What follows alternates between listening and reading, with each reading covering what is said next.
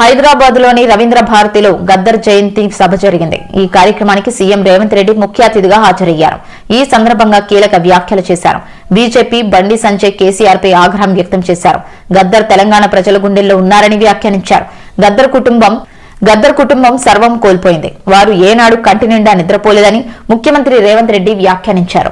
నిరంతరం గద్దర్ ప్రజల్లో ఉన్నారన్న సీఎం తన గళంతో సమాజానికి స్ఫూర్తినిచ్చారని కొనియాడారు. గద్దర్తో తనకు ఎంతో అనుబంధం ఉందని గుర్తు చేసుకున్నారు. గత పదేళ్లలో రాజకీయపరమైన ఇబ్బందులున్నప్పుడు ఒంటరిగా అనిపించినప్పుడు గద్దర్తో మాట్లాడినేవానని చెప్పారు. పోరాటానికి ప్రజల గుర్తింపు ఉంటుందని గుర్తుని నింపేవారని గుర్తు చేశారు. కేంద్ర మంత్రి ఒకరు ఇష్టానుసారంగా మాట్లాడారు. గద్దర్ను మరోసారి కించపరిస్తే ఆ పార్టీ ఆఫీస్ అడ్రస్ మార్చుకోవాల్సి వస్తుంది. నీ పార్టీ ఆఫీస్ గద్దరన్న రాష్ట్రంలో ఉంది, గుర్తుపెట్టుకో. నీ పార్టీ ఆఫీస్ ఉన్న ప్రాంతానికి గద్దరన్న పేరు పెడతా, ఏం చేస్తారు? గద్దర్ను గేటు బయట కూర్చోబెట్టిన ఆయన గేట్లు బద్దలయ్యాయి. గేటు బయట కూర్చోబెట్టిన ఆయనకు పట్టిన గతే బీజేపీ నాయకులకు పడుతుంది. కేంద్రాన్ని అడగం, మేమే సంతకం పెడతాం. సైద్ధాంతిక విభేదాలపైన చర్చ చేసేవాళ్లు, గౌరవించేవాళ్లు లేరా అని ముఖ్యమంత్రి ప్రశ్నించారు. మీరు మీ పార్టీ గద్దరన్నకు వ్యతిరేకంగా గద్దరన్న గౌరవాన్ని కించపరిచేటట్టు మాట్లాడితే మీ పార్టీ ఆఫీసు ఉన్న ప్రాంతానికి గద్దరన్న పేరు పెడతా. నీ పార్టీ కార్యాలయం అడ్రస్ రాసుకోవాలంటే గద్దరన్న గల్లీ అని రాసుకునేటట్టు చేస్తా బిడ్డ. మిమ్మల్ని మీరు అనుకోవచ్చు ఏం చేస్తాడు ముఖ్యమంత్రి, అవార్డులు మా దగ్గర ఉన్నాయి కదా, పద్మభూషణ్ పద్మశ్రీ ఇచ్చేది మేం కదా అనుకుంటున్నావు. కానీ నీ పార్టీ ఆఫీసు గద్దరన్న రాష్ట్రంలో ఉంది, ఆ సంగతి మర్చిపోవద్దు. నీ పార్టీ ఆఫీసు ఉన్న ప్రాంతానికి ఆ కాలనీకే గద్దరన్న పేరు పెడితే అప్పుడు ఎవరు పేరు రాసుకుంటావు?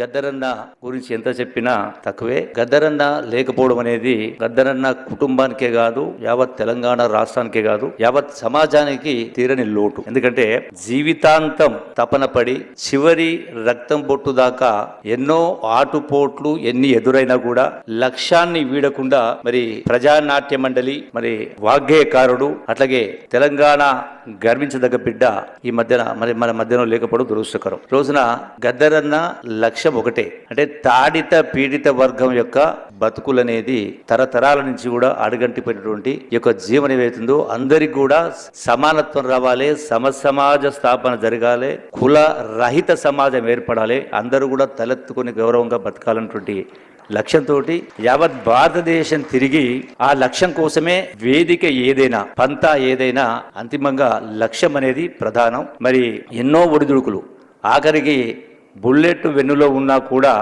మరి లెక్క చేయకుండా యావత్ సమాజాన్ని తన పాట ద్వారా, మాట ద్వారా, ఆట ద్వారా సంఘటితం చేసినటువంటి గొప్ప మహానుభావుడు. మళ్ళీ అటువంటి వ్యక్తి మనకు దొరకడు, రారు కూడా. అంటే తెలంగాణ రాష్ట్రం రావాలని ఆనాడు తొలి దశ ఉద్యమం కావచ్చు, మలి దశ ఉద్యమాలు కావచ్చు, ఉద్యమాన్ని రగిలించి యావత్ సమాజాన్ని ఒక తాటిపైన నడపడం కోసం ఆయన అటువంటి గద్దరన్న రాయటం కంటే కూడా తన పాట ఆలోకగా అప్పటికప్పటికి పాడుతూ జన జీవితంలో ఉన్నటువంటి సంఘర్షణని తన పాట ద్వారా,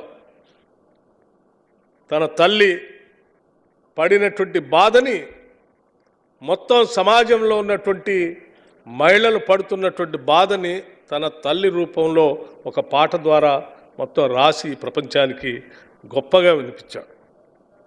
అట్లాగే రాష్ట్రం యావత్తు ఒక ప్రత్యేక రాష్ట్రం వస్తే తప్ప మన సమస్యలు తీరవని చెప్పి అందరూ అనుకుంటున్న సమయంలో ఆ సమస్య పరిష్కారం కోసం కూడా